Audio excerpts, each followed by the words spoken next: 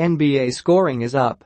Way up. At this pace, that won't change anytime soon. Through the first 8 full days of this season, obviously, a small sample size, NBA teams are averaging 113.4 points per game, the highest rate in 49 years.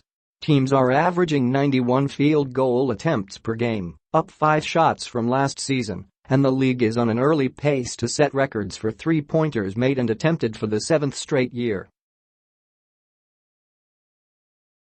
"I think guys are just getting more comfortable offensively in their games," Toronto point guard Kyle Lowry said.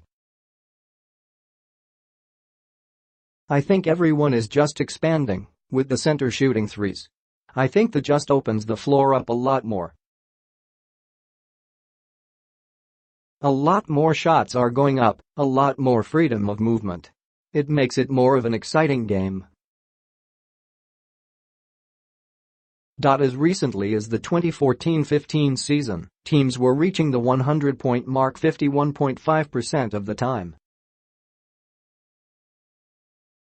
So far this season, that figure is at 88.2%. And there are no shortage of other statistically baffling numbers out there in the early part of this season.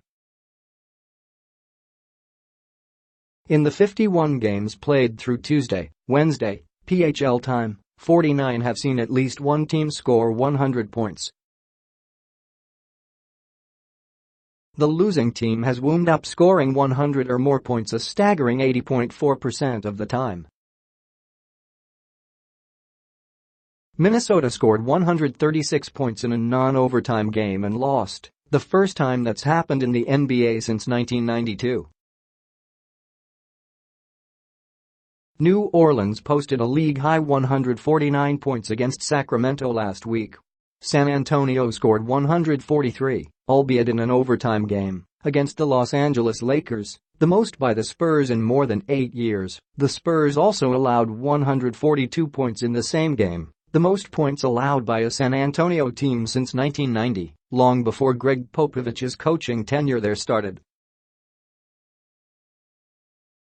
"The whole dynamic of the game has changed," said Spurs guard Demar DeRozan in remarks published by the San Antonio Express-News. "The rules force you to play at a high speed. Tempo is getting pushed. So many threes are being shot." Perhaps the most baffling stat is this: entering Wednesday, Thursday, PHL time, LeBron James and the Lakers ranked no. 2 in the NBA, in scoring at 125.3 points per game, and we're off to an 0-3 start anyway. "We've played well enough to win. And well enough to lose," James said. "If that makes any sense."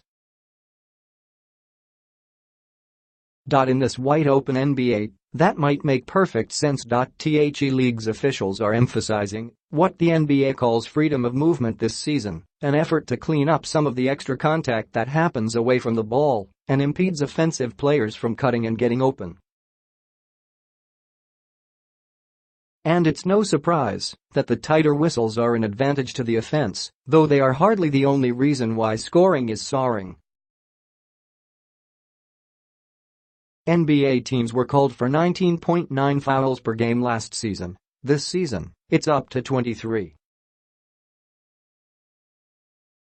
1. Free throws taken and made are also up slightly, though nowhere near enough to account for the entire spike in scoring. It's the sum of many parts, faster pace, perhaps caused in part by that extra freedom of movement, along with more threes being taken. And again, it's early. Players will likely fatigue over the course of the season, and at some point defenses will adjust and catch up somewhat. "I'm sure some of this will level off," Miami coach Erik Spoelstra said. "How much it'll level off, I don't know. It's just about developing a system, a way of playing, an identity defensively that's important to you."